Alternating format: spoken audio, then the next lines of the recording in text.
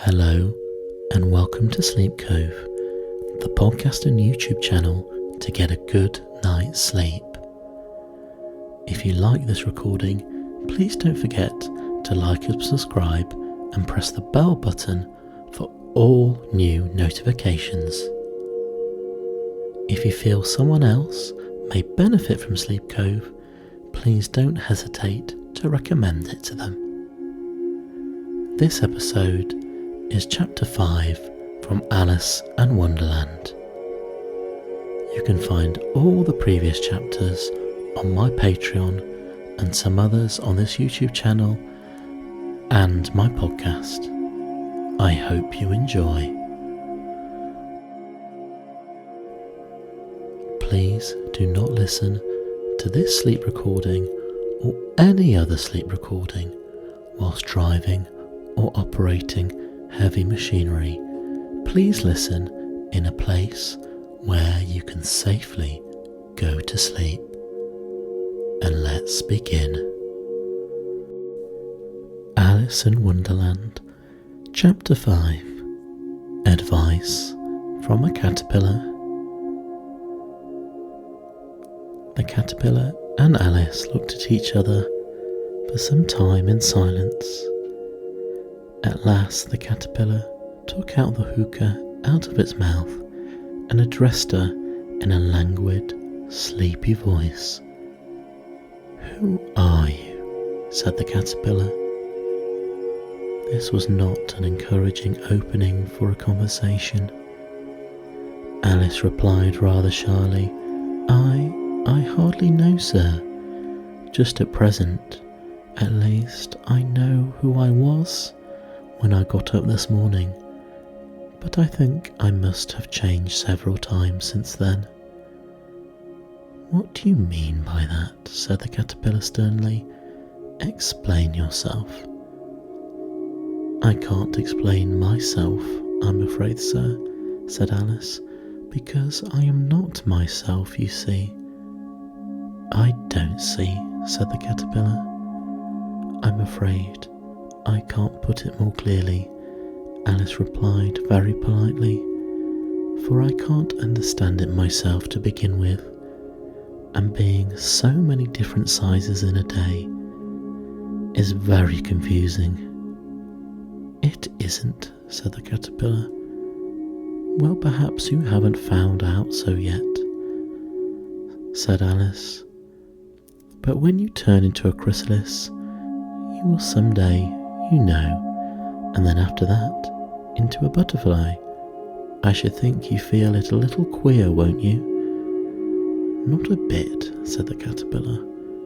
"Well, perhaps your feelings may be different," said Alice. "All I know is it would feel very queer to me." "You?" said the caterpillar. "Who are you?" Which brought them back again to the beginning of the conversation. Alice felt a little irritated at the caterpillars making such very short remarks as she drew herself up and said very gravely, "I think you ought to tell me who you are first." "Why?" said the caterpillar. Here was another puzzling question, and as Alice could not think of any good reason, as the caterpillar seemed to be in a very unpleasant state of mind, she turned away. "Come back," the caterpillar called after her. "I've something important to say." This sounded promising, certainly. Alice turned and came back again. "Keep your temper," said the caterpillar.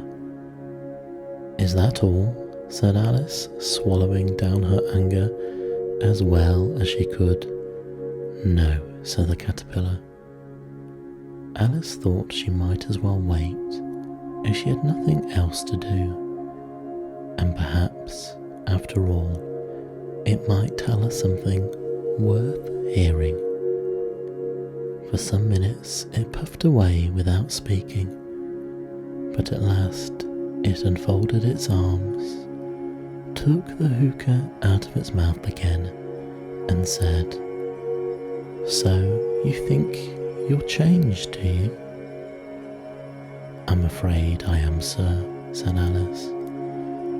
I can't remember things as I used, and I don't keep the same size for 10 minutes together. Can't remember what things, said the caterpillar.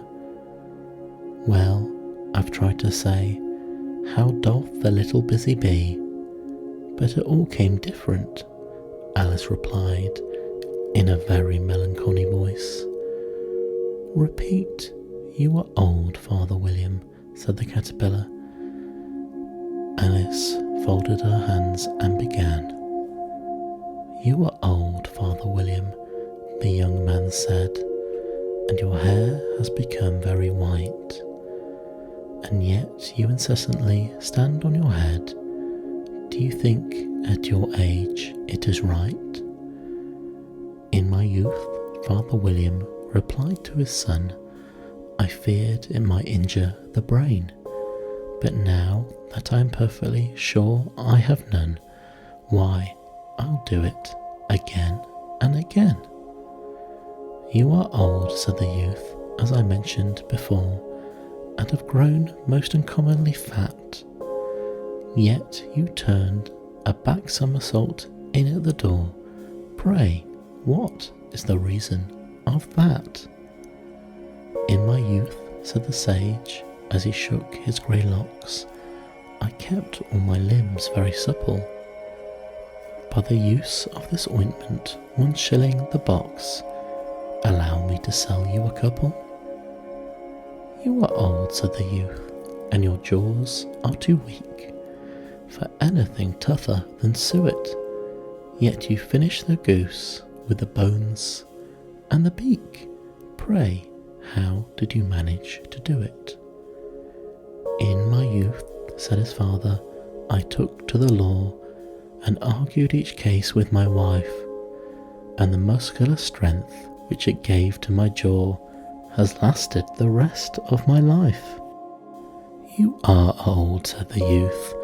One hardly would suppose that your eye was as steady as ever, yet you balanced an eel on the end of your nose.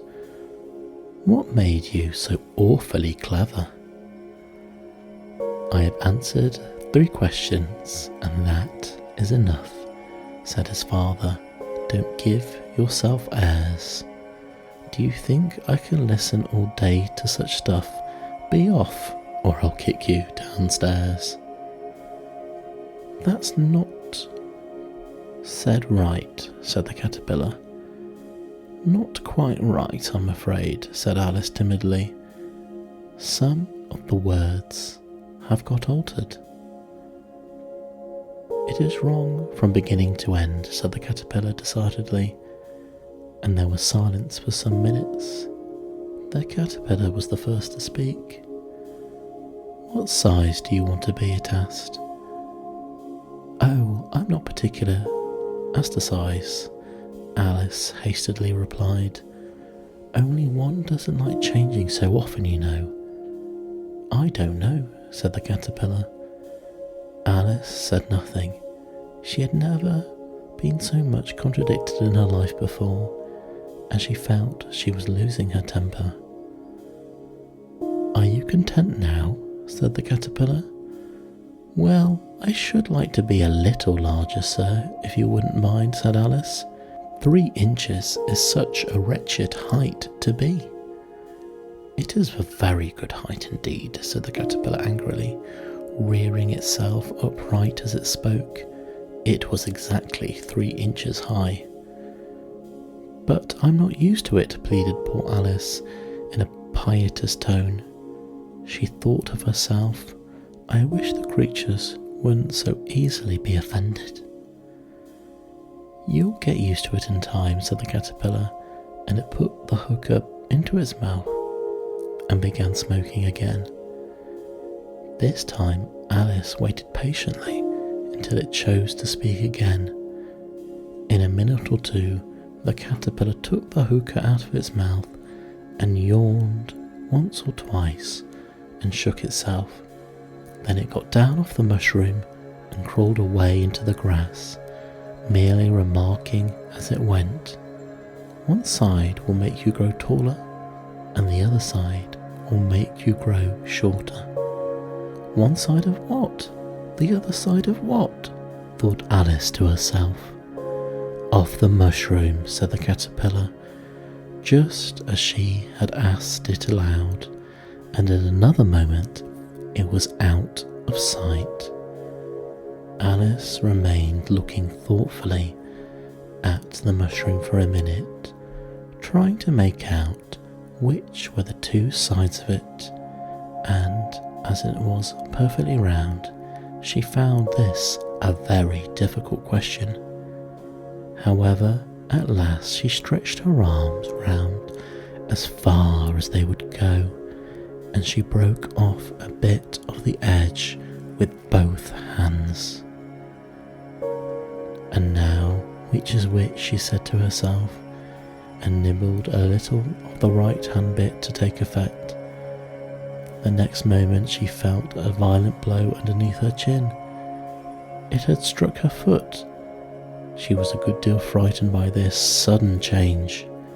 She felt that there was no time to be lost, and she was shrinking rapidly, so she set to work out to eat some of the other bit. Her chin was so pressed closely against her foot there was hardly room to open her mouth, but she did at last, and managed to swallow a morsel of the left-hand bit.